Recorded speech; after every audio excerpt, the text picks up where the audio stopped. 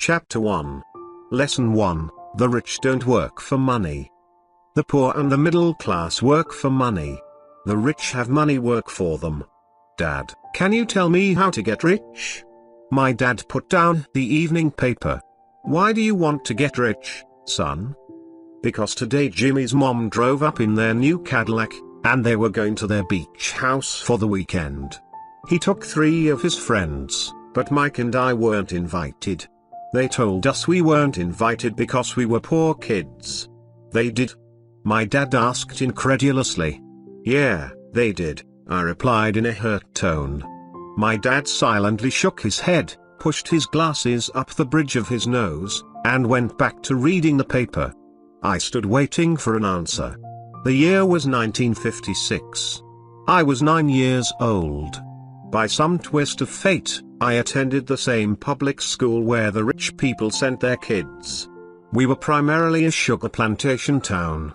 The managers of the plantation and the other affluent people, such as doctors, business owners, and bankers, sent their children to this elementary school. After grade 6, their children were generally sent off to private schools. Because my family lived on one side of the street, I went to this school. Had I lived on the other side of the street, I would have gone to a different school with kids from families more like mine. After grade 6, these kids and I would go on to the public intermediate and high school. There was no private school for them or for me. My dad finally put down the paper. I could tell he was thinking. Well, son, he began slowly. If you want to be rich, you have to learn to make money. How do I make money? I asked. Well, use your head, son, he said, smiling. Even then I knew that really meant, that's all I'm going to tell you, or I don't know the answer, so don't embarrass me. A partnership is formed. The next morning, I told my best friend, Mike, what my dad had said. As best as I could tell, Mike and I were the only poor kids in this school. Mike was also in this school by a twist of fate. Someone had drawn a jog in the line for the school district, and we wound up in school with the rich kids. We weren't really poor, but we felt as if we were because all the other boys had new baseball gloves, new bicycles, new everything. Mom and Dad provided us with the basics, like food, shelter, and clothes. But that was about it. My dad used to say, if you want something, work for it. We wanted things, but there was not much work available for 9-year-old boys. So what do we do to make money? Mike asked. I don't know, I said. But do you want to be my partner? He agreed, and so on that Saturday morning, Mike became my first business partner. We spent all morning coming up with ideas on how to make money. Occasionally we talked about all the cool guys at Jimmy's beach house having fun. It hurt a little, but that hurt was good, because it inspired us to keep thinking of a way to make money. Finally, that afternoon, a bolt of lightning struck. It was an idea Mike got from a science book he had read. Excitedly, we shook hands, and the partnership now had a business. For the next several weeks, Mike and I ran around our neighborhood, knocking on doors and asking our neighbors if they would save their toothpaste tubes for us. With puzzled looks, most adults consented with a smile. Some asked us what we were doing, to which we replied, we can't tell you. It's a business secret. My mom grew distressed as the weeks wore on. We had selected a site next to her washing machine as the place we would stockpile our raw materials. In the brown cardboard box that at one time held catsup bottles, our little pile of used toothpaste tubes began to grow. Finally, my mum put her foot down. The sight of her neighbor's messy, crumpled, used toothpaste tubes had gotten to her. What are you boys doing? She asked. And I don't want to hear again that it's a business secret. Do something with this mess, or I'm going to throw it out. Mike and I pleaded and begged, explaining that we would soon have enough and then we would begin production. We informed her that we were waiting on a couple of neighbors to finish their toothpaste so we could have their tubes. Mum granted us a 1-week extension. The date to begin production was moved up, and the pressure was on. My first partnership was already being threatened with an eviction notice by my own mom. It became Mike's job to tell the neighbors to quickly use up their toothpaste, saying their dentist wanted them to brush more often anyway. I began to put together the production line.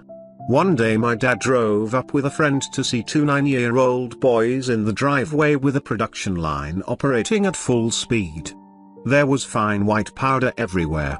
On a long table were small milk cartons from school, and our family's hibachi grill was glowing with red-hot coals at maximum heat. Dad walked up cautiously, having to park the car at the base of the driveway since the production line blocked the carport. As he and his friend got closer, they saw a steel pot sitting on top of the coals in which the toothpaste tubes were being melted down. In those days, toothpaste did not come in plastic tubes. The tubes were made of lead. So once the paint was burned off, the tubes were dropped in the small steel pot. They melted until they became liquid, and with my mom's pot holders, we poured the lead through a small hole in the top of the milk cartons. The milk cartons were filled with plaster of Paris. White powder was everywhere. In my haste, I had knocked the bag over, and the entire area looked like it had been hit by a snowstorm. The milk cartons were the outer containers for plaster of Paris molds.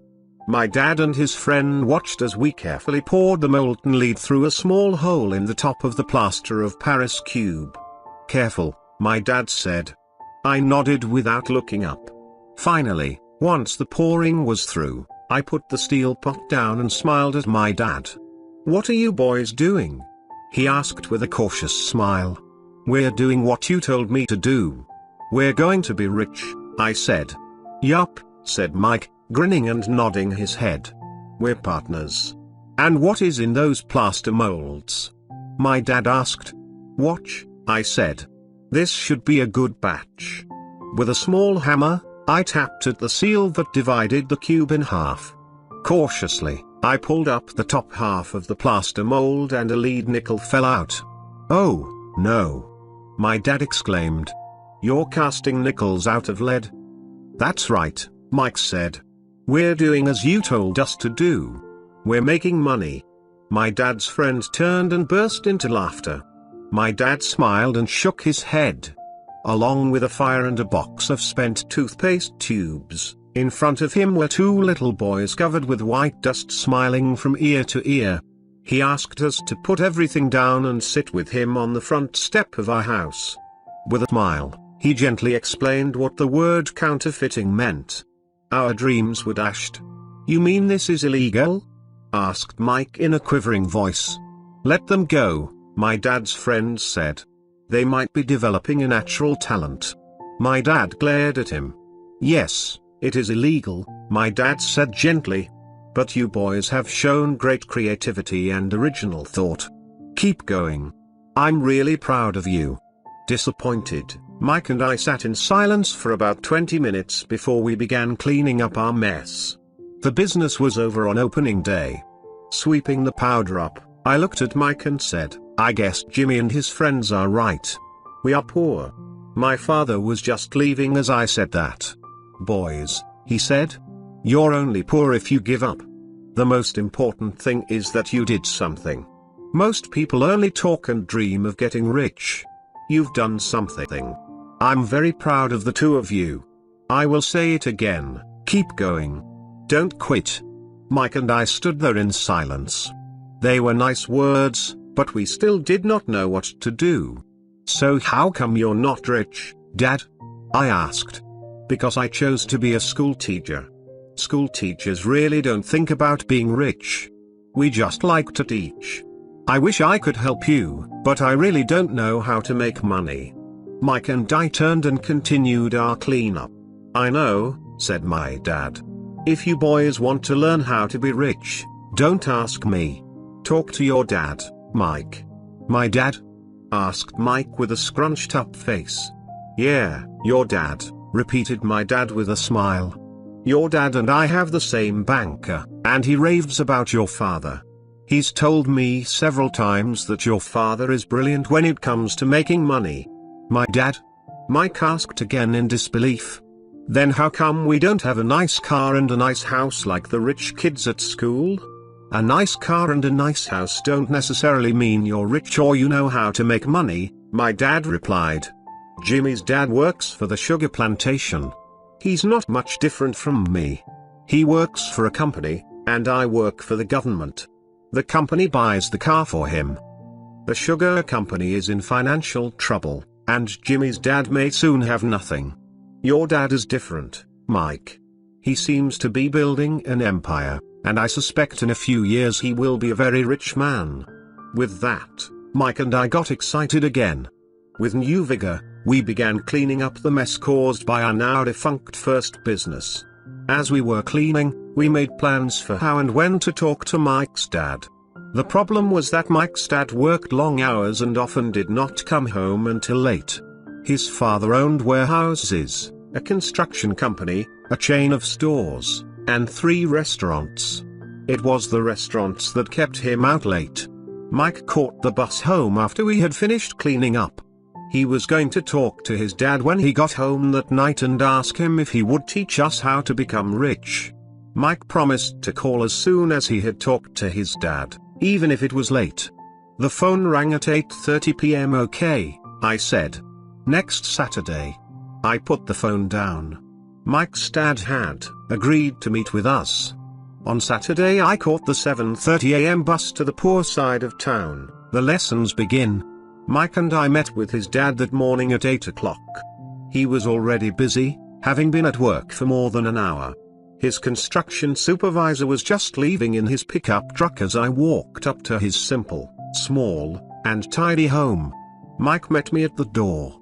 Dad's on the phone, and he said to wait on the back porch, Mike said as he opened the door. The old wooden floor creaked as I stepped across the threshold of the aging house. There was a cheap mat just inside the door. The mat was there to hide the years of wear from countless footsteps that the floor had supported. Although clean, it needed to be replaced.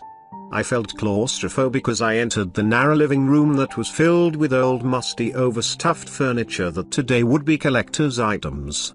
Sitting on the couch were 2 women, both a little older than my mom.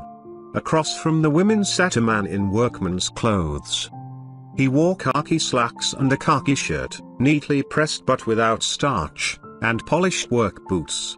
He was about 10 years older than my dad. They smiled as Mike and I walked past them toward the back porch. I smiled back shyly. Who are those people? I asked. Oh, they work for my dad. The older man runs his warehouses, and the women are the managers of the restaurants. And as you arrived, you saw the construction supervisor who is working on a road project about 50 miles from here. His other supervisor, who is building a track of houses, left before you got here. Does this go on all the time? I asked. Not always, but quite often, said Mike, smiling as he pulled up a chair to sit down next to me. I asked my dad if he would teach us to make money, Mike said. Oh, and what did he say to that? I asked with cautious curiosity. Well, he had a funny look on his face at first, and then he said he would make us an offer. Oh, I said, rocking my chair back against the wall. I sat perched on 2 rear legs of the chair. Mike did the same thing. Do you know what the offer is? I asked. No, but we'll soon find out. Suddenly, Mike's dad burst through the rickety screen door and onto the porch. Mike and I jumped to our feet, not out of respect, but because we were startled. Ready, boys? He asked as he pulled up a chair to sit down with us. We nodded our heads as we pulled our chairs away from the wall to sit in front of him. He was a big man, about 6 feet tall and 200 pounds. My dad was taller, about the same weight, and 5 years older than Mike's dad. They sort of looked alike, though not of the same ethnic makeup. Maybe their energy was similar. Mike says you want to learn to make money? Is that correct, Robert? I nodded my head quickly, but with a little trepidation. He had a lot of power behind his words and smile. Okay, here's my offer. I'll teach you, But I won't do it classroom style. You work for me, I'll teach you. You don't work for me, I won't teach you. I can teach you faster if you work, and I'm wasting my time if you just want to sit and listen like you do in school. That's my offer. Take it or leave it.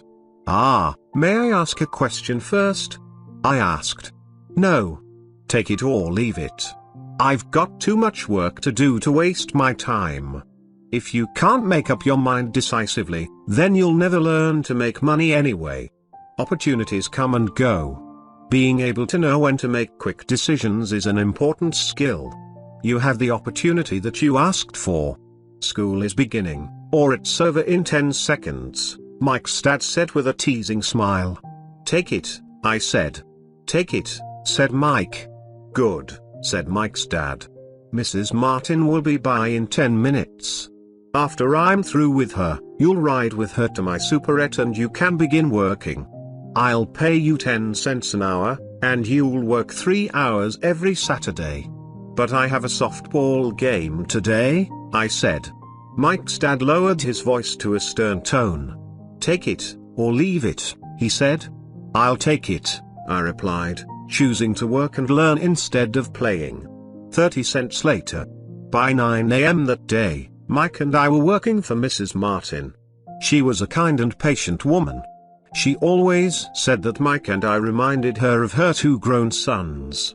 Although kind, she believed in hard work and kept us moving. We spent 3 hours taking canned goods off the shelves, brushing each can with a feather duster to get the dust off, and then restacking them neatly. It was excruciatingly boring work. Mike's dad, whom I call my rich dad, owned 9 of these little superettes, each with a large parking lot.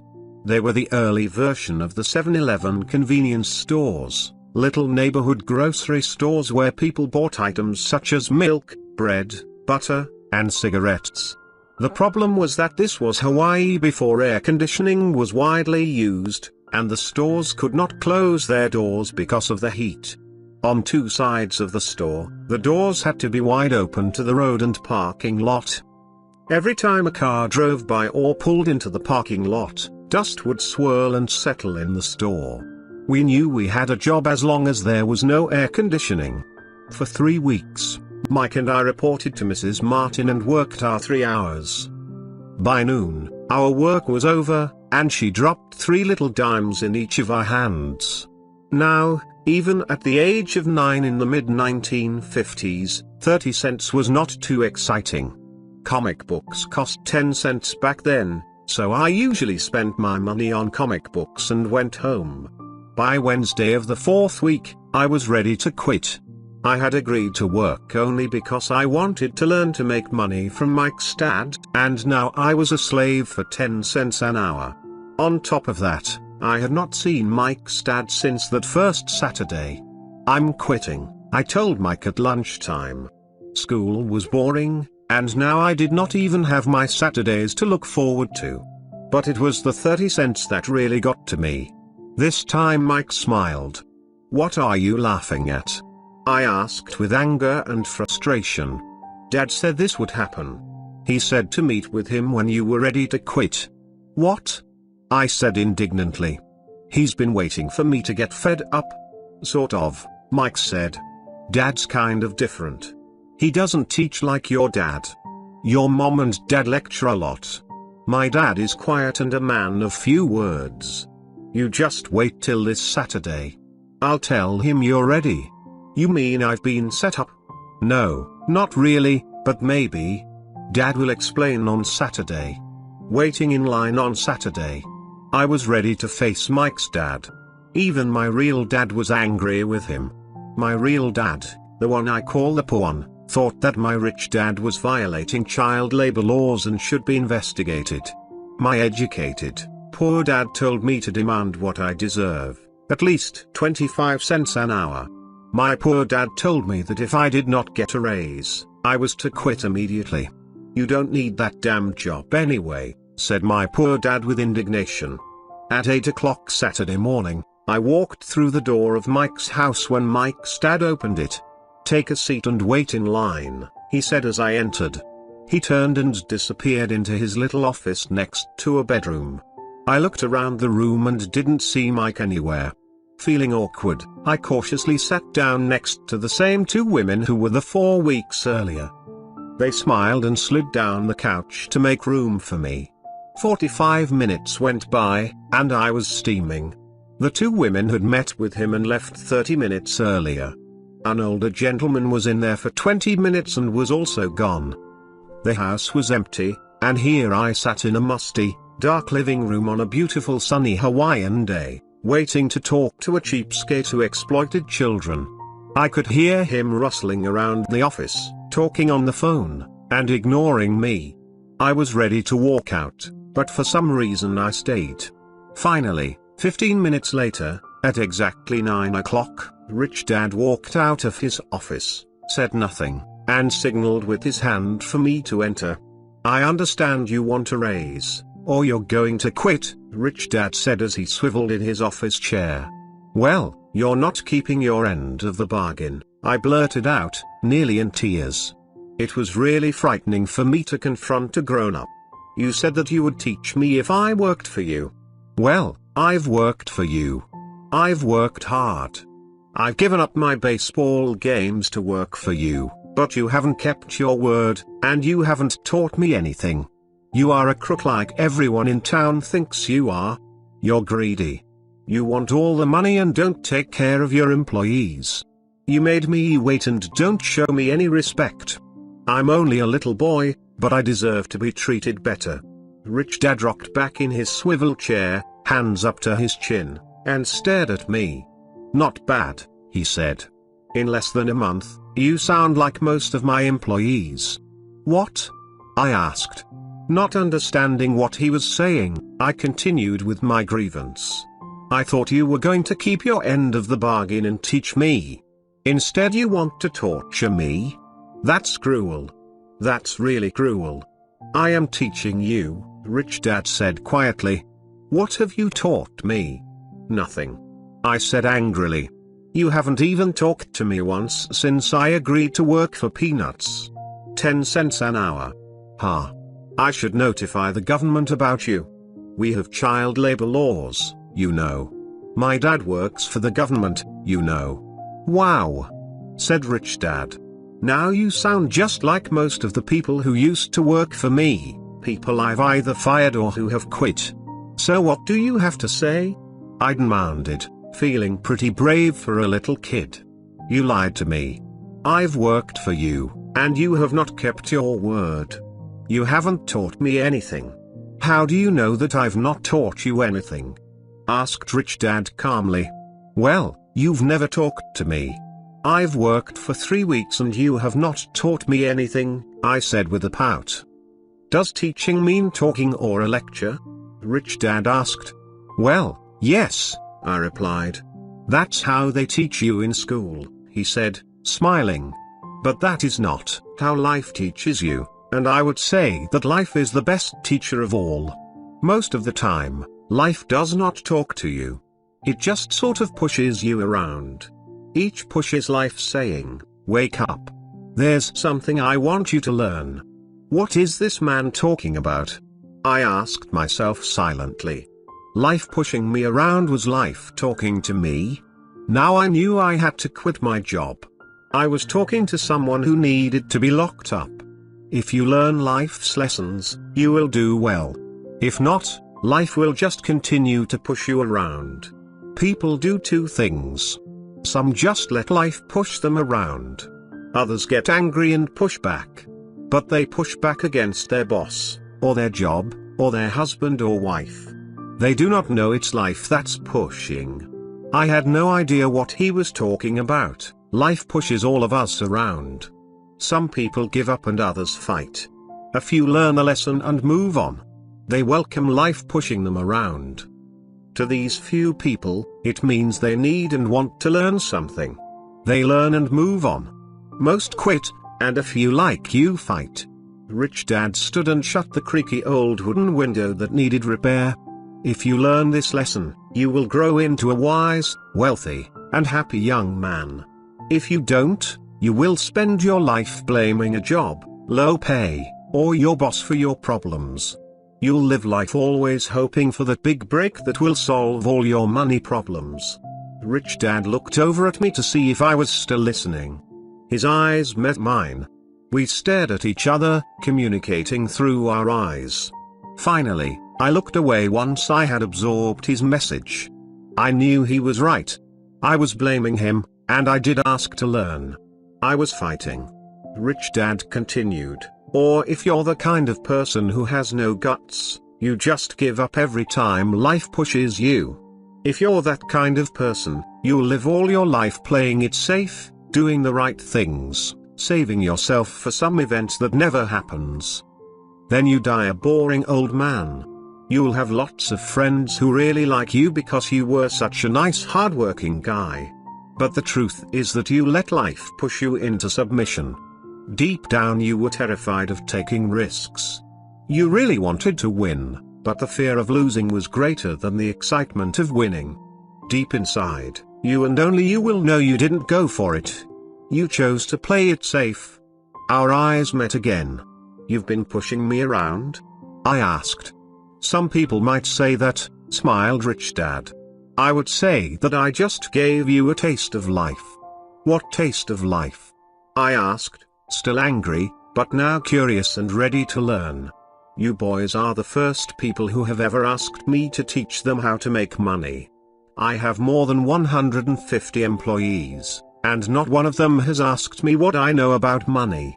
They ask me for a job and a paycheck, but never to teach them about money. So most will spend the best years of their lives working for money, not really understanding what it is they are working for. I sat there listening intently. So when Mike told me you wanted to learn how to make money, I decided to design a course that mirrored real life. I could talk until I was blue in the face, but you wouldn't hear a thing. So I decided to let life push you around a bit so you could hear me. That's why I only paid you 10 cents. So what is the lesson I learned from working for only 10 cents an hour? I asked. That you're cheap and exploit your workers? Rich Dad rocked back and laughed heartily. Finally he said, you'd best change your point of view. Stop blaming me and thinking I'm the problem. If you think I'm the problem, then you have to change me. If you realize that you're the problem, then you can change yourself, learn something, and grow wiser. Most people want everyone else in the world to change but themselves. Let me tell you, it's easier to change yourself than everyone else. I don't understand, I said. Don't blame me for your problems, Rich Dad said, growing impatient. But you only pay me 10 cents. So what are you learning? Rich Dad asked, smiling. That you're cheap, I said with a sly grin. See, you think I'm the problem, said Rich Dad. But you are. Well, keep that attitude and you'll learn nothing. Keep the attitude that I'm the problem, and what choices do you have? Well, if you don't pay me more or show me more respect and teach me, I'll quit. Well put, Rich Dad said. And that's exactly what most people do. They quit and go looking for another job, a better opportunity, and higher pay, actually thinking that this will solve the problem. In most cases, it won't. So what should I do? I asked. Just take this measly 10 cents an hour and smile? Rich Dad smiled. That's what the other people do. But that's all they do, waiting for a raise thinking that more money will solve their problems. Most just accept it, and some take a second job working harder, but again accepting a small paycheck. I sat staring at the floor, beginning to understand the lesson Rich Dad was presenting. I could sense it was a taste of life. Finally, I looked up and asked, so what will solve the problem? This, he said, leaning forward in his chair and tapping me gently on the head. This stuff between your ears. It was at that moment that Rich Dad shared the pivotal point of view that separated him from his employees and my poor dad, and led him to eventually become one of the richest men in Hawaii, while my highly educated but poor dad struggled financially all his life. It was a singular point of view that made all the difference over a lifetime. Rich Dad explained this point of view over and over, which I call lesson number 1. The poor and the middle class work for money. The rich have money work for them. On that bright Saturday morning, I learned a completely different point of view from what I had been taught by my poor dad. At the age of 9, I understood that both dads wanted me to learn. Both dads encouraged me to study, but not the same things. My highly educated dad recommended that I do what he did. Son, I want you to study hard, get good grades, so you can find a safe, secure job with a big company, and make sure it has excellent benefits. My rich dad wanted me to learn how money works so I could make it work for me. These lessons I would learn through life with his guidance, not because of a classroom. My rich dad continued my first lesson. I'm glad you got angry about working for 10 cents an hour. If you hadn't got angry and had simply accepted it, I would have to tell you that I could not teach you. You see, true learning takes energy, passion, and a burning desire. Anger is a big part of that formula, for passion is anger and love combined. When it comes to money, most people want to play it safe and feel secure. So passion does not direct them. Fear does. So is that why they'll take jobs with low pay? I asked. Yes, said Rich Dad. Some people say I exploit people because I don't pay as much as the sugar plantation or the government. I say the people exploit themselves. It's their fear, not mine. But don't you feel you should pay them more? I asked. I don't have to. And besides, more money will not solve their problems. Just look at your dad. He makes a lot of money, and he still can't pay his bills. Most people, given more money, only get into more debt. So that's why the 10 cents an hour, I said, smiling. It's a part of the lesson. That's right, smiled Rich Dad. You see, your dad went to school and got an excellent education, so he could get a high-paying job. But he still has money problems because he never learned anything about money in school. On top of that, he believes in working for money. And you don't? I asked. No, not really, said Rich Dad. If you want to learn to work for money, then stay in school. That is a great place to learn to do that. But if you want to learn how to have money work for you, then I will teach you that. But only if you want to learn. Wouldn't everyone want to learn that? I asked. No, said Rich Dad, simply because it's easier to learn to work for money, especially if fear is your primary emotion when the subject of money is discussed. I don't understand, I said with a frown. Don't worry about that for now. Just know that it's fear that keeps most people working at a job, the fear of not paying their bills, the fear of being fired, the fear of not having enough money, and the fear of starting over. That's the price of studying to learn a profession or trade, and then working for money. Most people become a slave to money, and then get angry at their boss. Learning to have money work for you is a completely different course of study? I asked. Absolutely, Rich Dad answered. Absolutely. We sat in silence on that beautiful Hawaiian Saturday morning.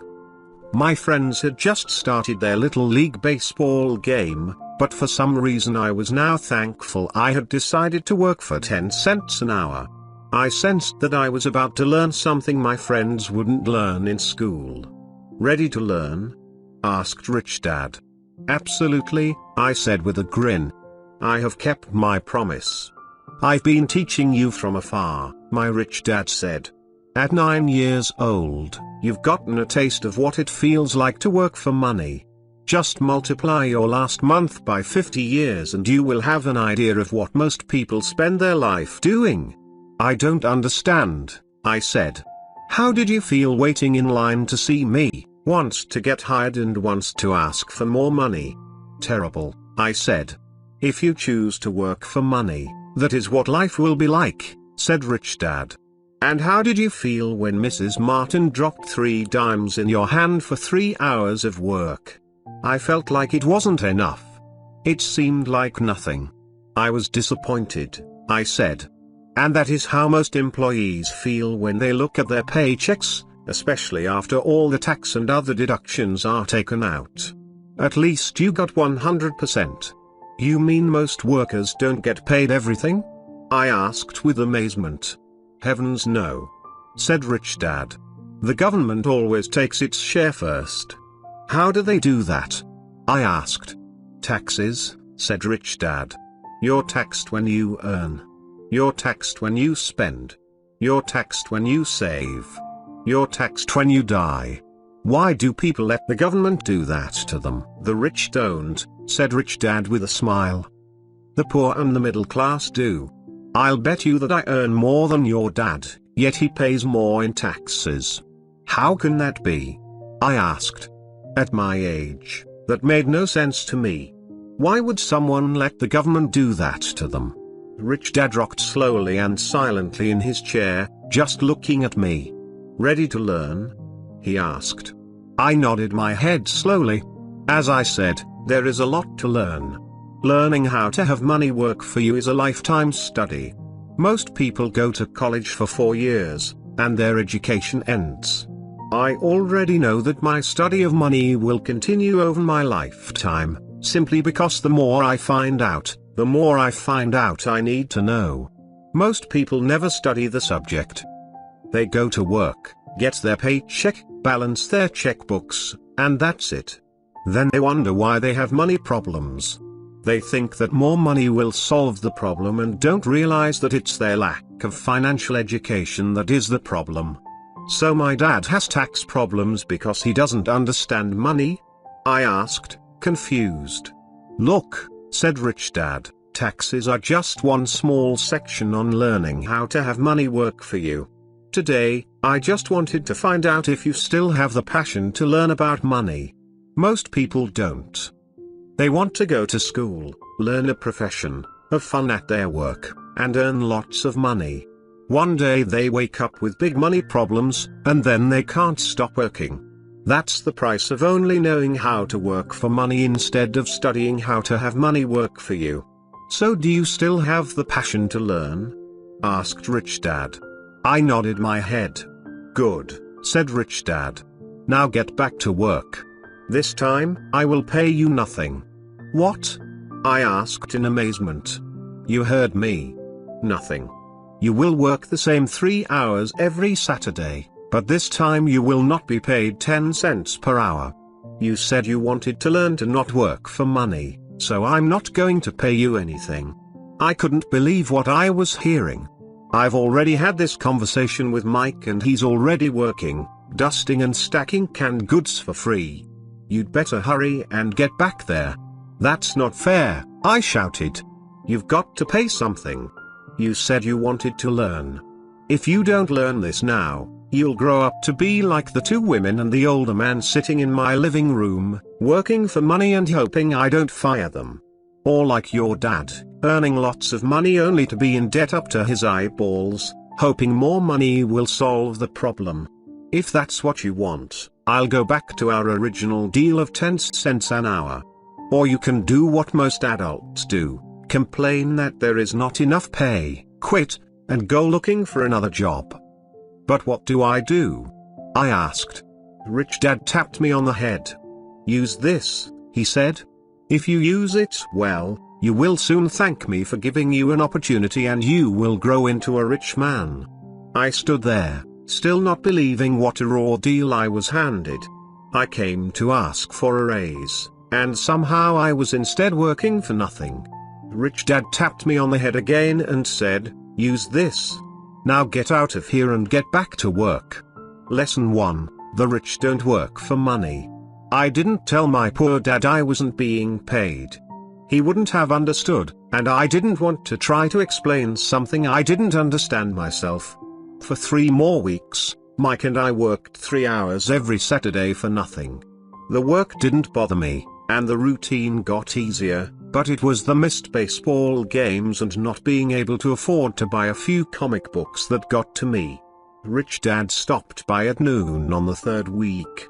We heard his truck pull up in the parking lot and sputter when the engine was turned off.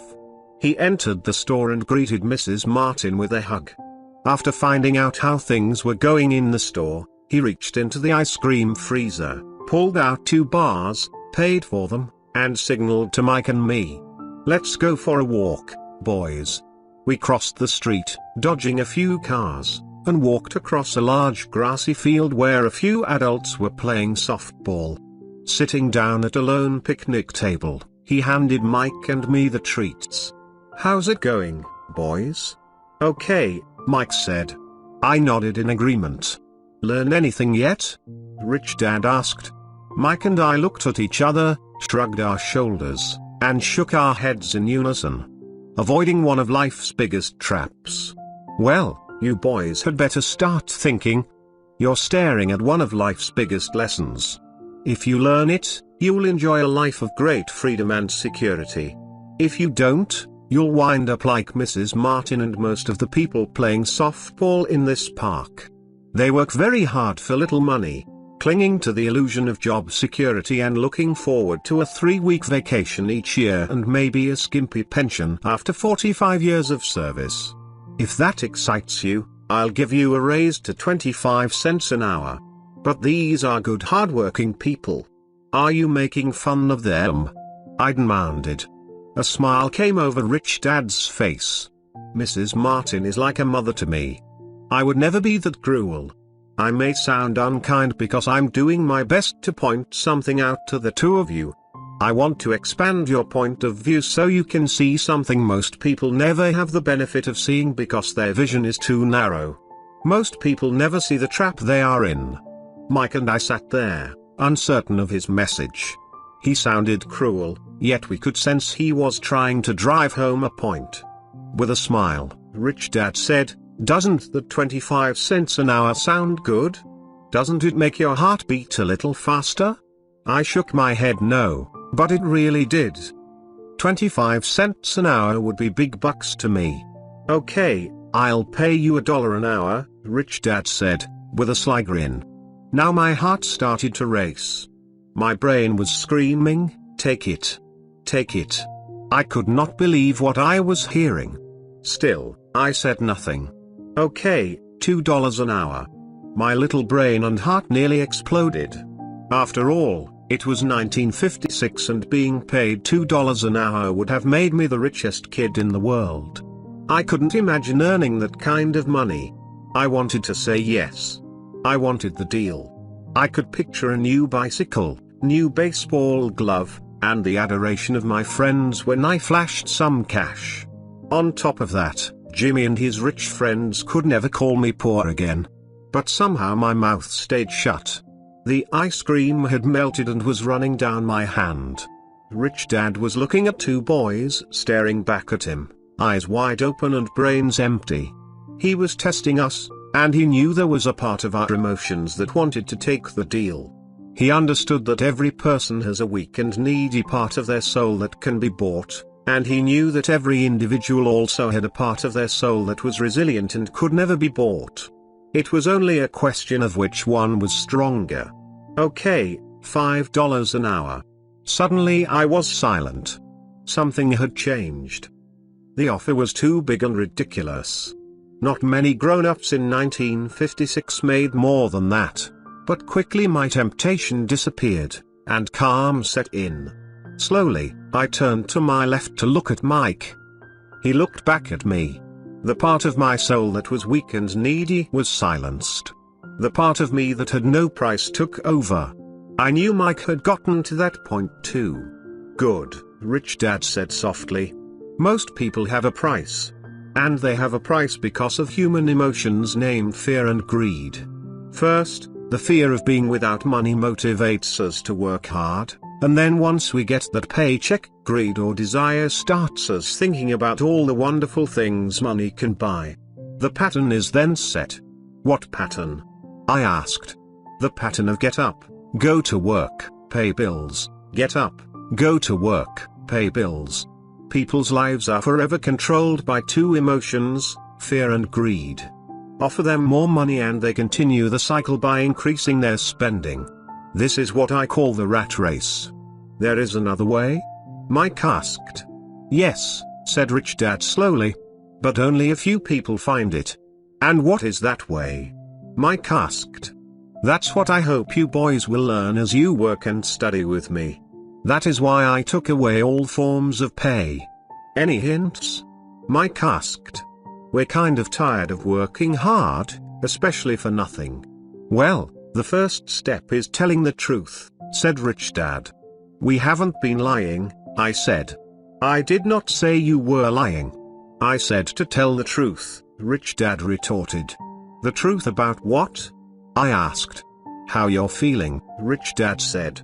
You don't have to say it to anyone else. Just admit it to yourself. You mean the people in this park, the people who work for you, Mrs. Martin, they don't do that? I asked. I doubt it, said Rich Dad. Instead, they feel the fear of not having money. They don't confront it logically.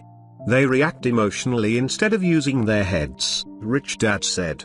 Then, they get a few bucks in their hands and again, the emotions of joy, desire, and greed take over. And again they react, instead of think. So their emotions control their brain, Mike said. That's correct, said Rich Dad. Instead of admitting the truth about how they feel, they react to their feelings and fail to think. They feel the fear so they go to work, hoping that money will soothe the fear, but it doesn't. It continues to haunt them and they return to work, hoping again that money will calm their fears, and again it doesn't. Fear keeps them in this trap of working, earning money, hoping the fear will go away. But every day they get up, and that old fear wakes up with them. For millions of people that old fear keeps them awake all night, causing a night of turmoil and worry. So they get up and go to work, hoping that a paycheck will kill that fear gnawing at their soul. Money is running their lives, and they refuse to tell the truth about that. Money is in control of their emotions and their souls. Rich Dad sat quietly, letting his words sink in.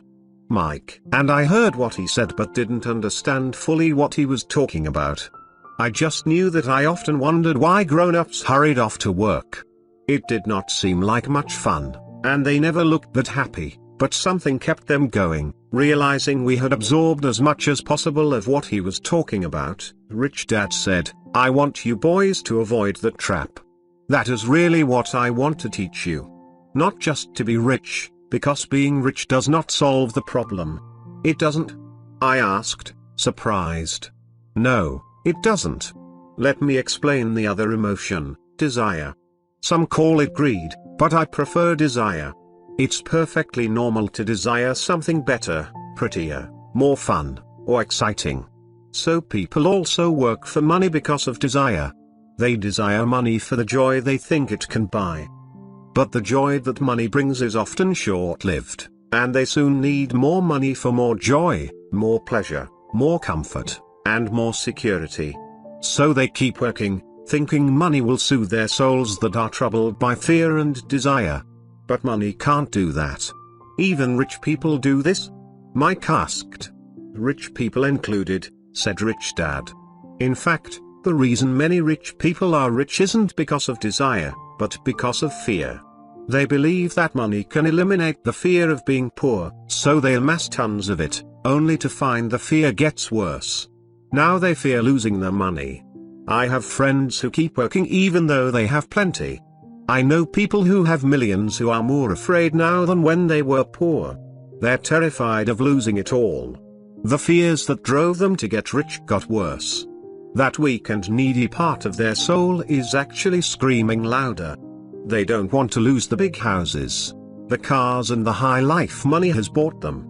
They worry about what their friends would say if they lost all their money. Many are emotionally desperate and neurotic, although they look rich and have more money.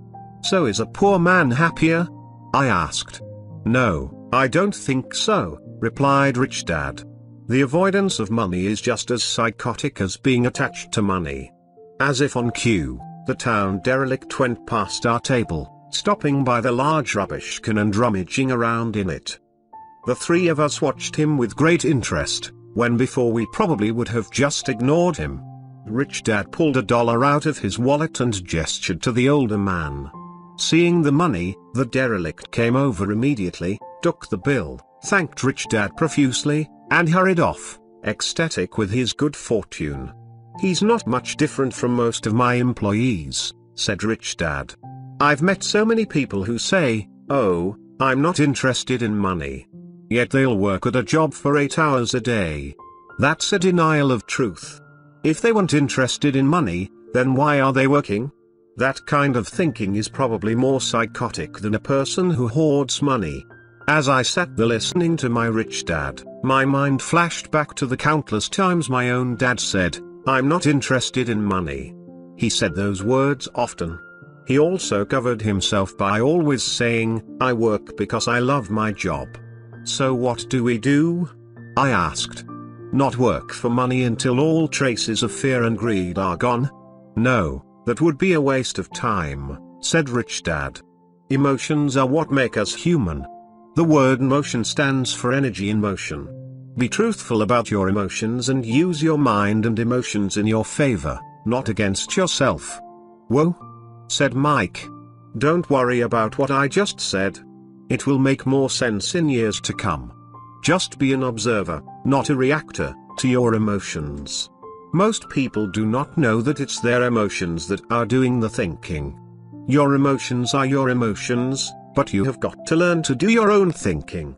Can you give me an example? I asked. Sure, replied Rich Dad. When a person says, "I need to find a job," it's most likely an emotion doing the thinking. Fear of not having money generates that thought. But people do need money if they have bills to pay, I said. Sure they do, smiled Rich Dad. All I'm saying is that it's fear that is all too often doing the thinking. I don't understand, said Mike. For example, said Rich Dad. If the fear of not having enough money arises, instead of immediately running out to get a job, they instead might ask themselves this question: will a job be the best solution to this fear over the long run? In my opinion, the answer is no. A job is really a short-term solution to a long-term problem. But my dad is always saying, stay in school and get good grades, so you can find a safe, secure job, I interjected, somewhat confused. Yes, I understand he says that, said Rich Dad, smiling. Most people recommend that, and it's a good path for most people. But people make that recommendation primarily out of fear. You mean my dad says that because he's afraid? Yes, said Rich Dad. He's terrified that you won't earn enough money and won't fit into society. Don't get me wrong. He loves you and wants the best for you. I too believe an education and a job are important, but it won't handle the fear. You see, that same fear that makes him get up in the morning to earn a few bucks is the fear that is causing him to be so fanatical about your going to school. So what do you recommend? I asked. I want to teach you to master the power of money, instead of being afraid of it. They don't teach that in school, and, if you don't learn it, you become a slave to money. It was finally making sense. He wanted us to widen our views and to see what the Mrs. Martins of this world couldn't see. He used examples that sounded cruel at the time, but I've never forgotten them. My vision widened that day, and I began to see the trap that lay ahead for most people. You see, we're all employees ultimately. We just work at different levels, said Rich Dad. I just want you boys to have a chance to avoid the trap caused by those two emotions, fear and desire. Use them in your favor, not against you. That's what I want to teach you. I'm not interested in just teaching you to make a pile of money. That won't handle the fear or desire. If you don't first handle fear and desire, and you get rich, you'll only be a highly paid slave. So how do we avoid the trap? I asked. The main cause of poverty or financial struggle is fear and ignorance, not the economy or the government or the rich. It's self-inflicted fear and ignorance that keep people trapped. So you boys go to school and get your college degrees, and I'll teach you how to stay out of the trap. The pieces of the puzzle were appearing. My highly educated dad had a great education and a great career, but school never told him how to handle money or his fear of it. It became clear that I could learn different and important things from two fathers. So you've been talking about the fear of not having money. How does the desire for money affect our thinking? Mike asked. How did you feel when I tempted you with a pay raise? Did you notice your desires rising? We nodded our heads. By not giving in to your emotions, you were able to delay your reactions and think. That is important. We will always have emotions of fear and greed. From here on in, it's imperative for you to use those emotions to your advantage, and for the long term to not let your emotions control your thinking. Most people use fear and greed against themselves. That's the start of ignorance. Most people live their lives chasing paychecks, pay rises and job security because of the emotions of desire and fear, not really questioning where those emotion-driven thoughts are leading them. It's just like the picture of a donkey dragging a cart with its owner dangling a carrot just in front of its nose. The donkey's owner may be going where he wants to, but the donkey is chasing an illusion. Tomorrow there will only be another carrot for the donkey. You mean the moment I picture a new baseball glove, candy and toys, that's like a carrot to a donkey? Mike asked. Yes, and as you get older, your toys get more expensive, a new car, a boat, and a big house to impress your friends, said Rich Dad with a smile. Fear pushes you out the door, and desire calls to you. That's the trap. So what's the answer? Mike asked. What intensifies fear and desire is ignorance. That is why rich people with lots of money often have more fear the richer they get. Money is the carrot, the illusion. If the donkey could see the whole picture, it might rethink its choice to chase the carrot.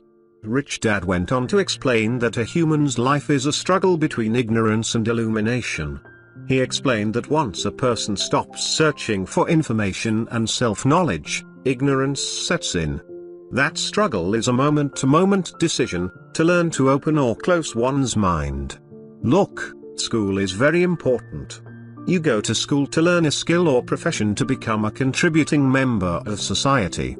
Every culture needs teachers, doctors, mechanics, artists, cooks, business people, police officers, firefighters, and soldiers. Schools train them so society can thrive and flourish, said Rich Dad. Unfortunately, for many people school is the end, not the beginning. There was a long silence. Rich Dad was smiling. I didn't comprehend everything he said that day. But as with most great teachers, his words continued to teach for years. I've been a little cruel today, said Rich Dad. But I want you to always remember this talk. I want you to always think of Mrs. Martin. And I want you always to remember that donkey. Never forget that fear and desire can lead you into life's biggest trap if you're not aware of them controlling your thinking. To spend your life living in fear, never exploring your dreams, is cruel. To work hard for money, thinking that it will buy you things that will make you happy, is also cruel. To wake up in the middle of the night terrified about paying bills is a horrible way to live. To live a life dictated by the size of a paycheck is not really living a life. Thinking that a job makes you secure is lying to yourself. That's cruel, and that's the trap I want you to avoid. I've seen how money runs people's lives. Don't let that happen to you. Please don't let money run your life. A softball rolled under our table. Rich Dad picked it up and threw it back. So what does ignorance have to do with greed and fear? I asked. Because it is ignorance about money that causes so much greed and fear, said Rich Dad. Let me give you some examples. A doctor, wanting more money to better provide for his family, raises his fees. By raising his fees, it makes healthcare more expensive for everyone. It hurts the poor people the most, so they have worse health than those with money. Because their doctors raise their fees. The attorneys raise their fees. Because the attorneys' fees have gone up, school teachers want a raise, which raises our taxes, and on and on and on. Soon there will be such a horrifying gap between the rich and the poor that chaos will break out and another great civilization will collapse. History proves that great civilizations collapse when the gap between the haves and have-nots is too great. Sadly, America is on that same course because we haven't learned from history. We only memorize historical dates and names, not the lesson. Aren't prices supposed to go up? I asked. In an educated society with a well-run government, prices should actually come down. Of course, that is often only true in theory. Prices go up because of greed and fear caused by ignorance. If schools taught people about money, there would be more money and lower prices. But schools focus only on teaching people to work for money, not how to harness money's power. But don't we have business schools? Mike asked. And haven't you encouraged me to go for my MBA? Yes, said Rich Dad. But all too often business schools train employees to become sophisticated bean counters. Heaven forbid a bean counter takes over a business. All they do is look at the numbers, fire people, and kill the business. I know this because I hire bean counters. All they think about is cutting costs and raising prices, which cause more problems. Bean counting is important. I wish more people knew it, but it, too, is not the whole picture, added Rich Dad angrily. So is there an answer? Asked Mike. Yes, said Rich Dad. Learn to use your emotions to think, not think with your emotions. When you boys mastered your emotions by agreeing to work for free, I knew there was hope. When you again resisted your emotions when I tempted you with more money, you were again learning to think in spite of being emotionally charged. That's the first step. Why is that step so important? I asked. Well, that's up to you to find out. If you want to learn, I'll take you boys into the briar patch, a place almost everyone else avoids. If you go with me, you'll let go of the idea of working for money and instead learn to have money work for you. And what will we get if we go with you? What if we agree to learn from you? What will we get? I asked. The same thing Brer Rabbit got, said Rich Dad, referring to the classic children's story. Is there a briar patch? I asked. Yes, said Rich Dad. The briar patches are fear and greed. Confronting fear, weaknesses, and neediness by choosing our own thoughts is the way out. Choosing our thoughts? Mike asked, puzzled. Yes. Choosing what we think rather than reacting to our emotions. Instead of just getting up and going to work because not having the money to pay your bills is scaring you, ask yourself, is working harder at this the best solution to this problem? Most people are too afraid to rationally think things through and instead run out the door to a job they hate. The tar baby is in control. That's what I mean by choosing your thoughts. And how do we do that? Mike asked. That's what I will teach you.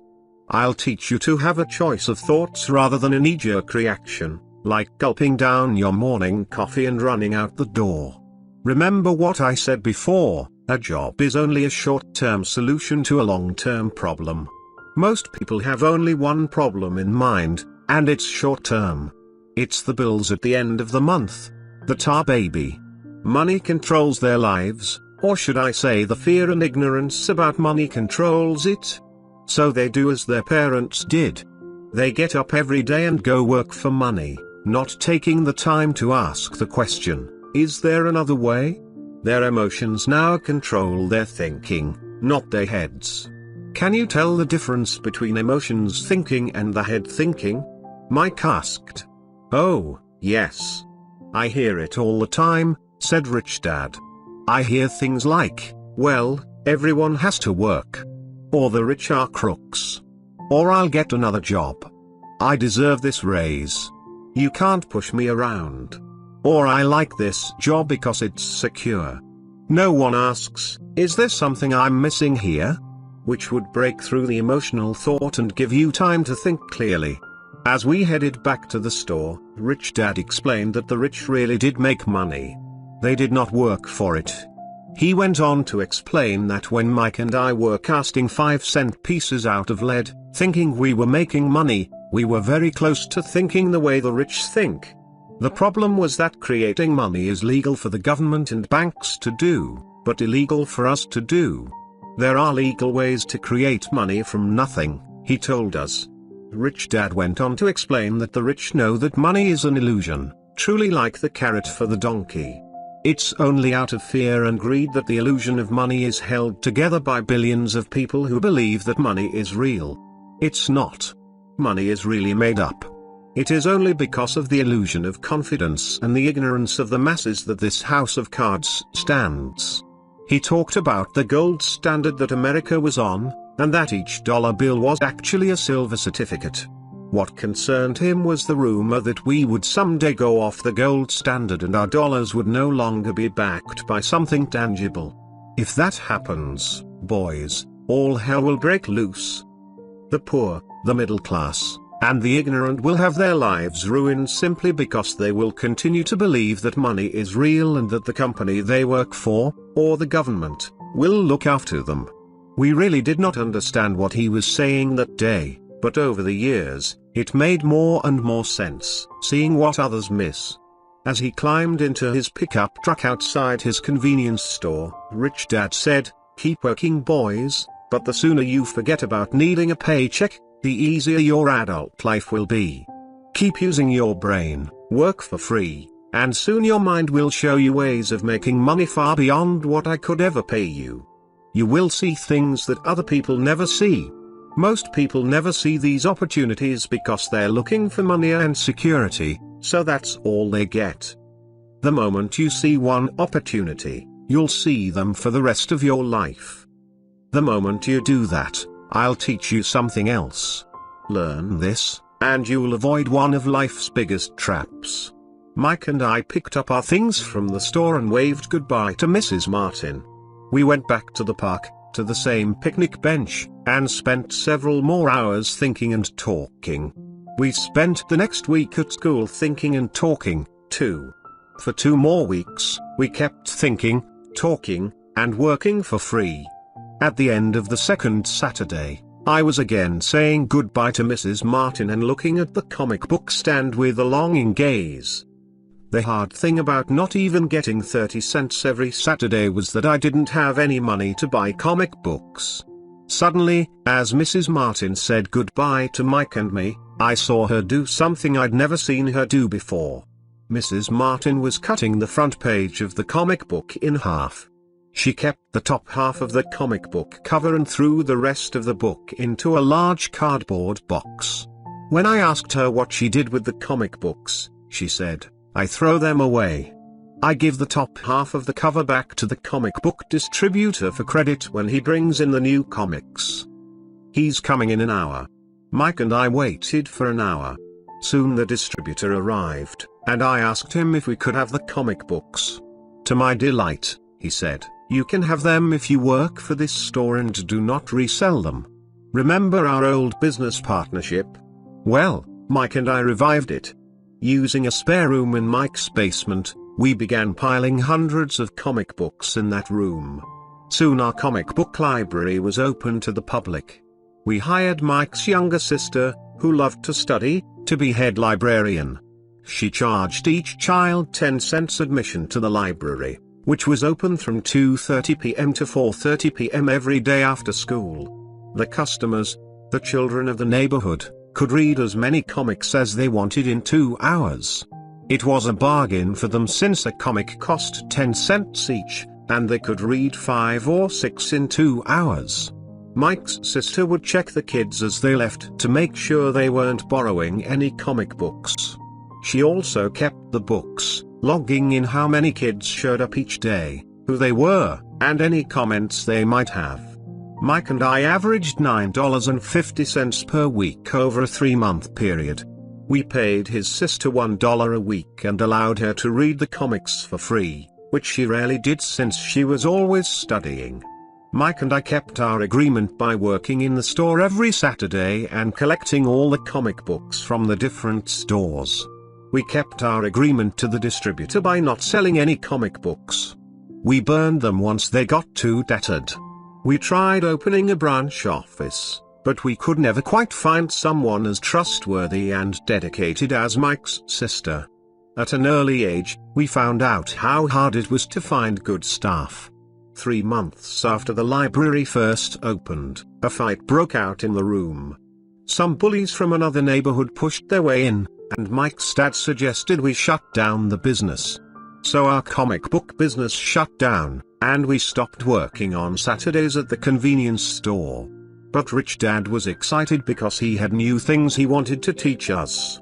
He was happy because we had learned our first lesson so well. We learned to make money work for us.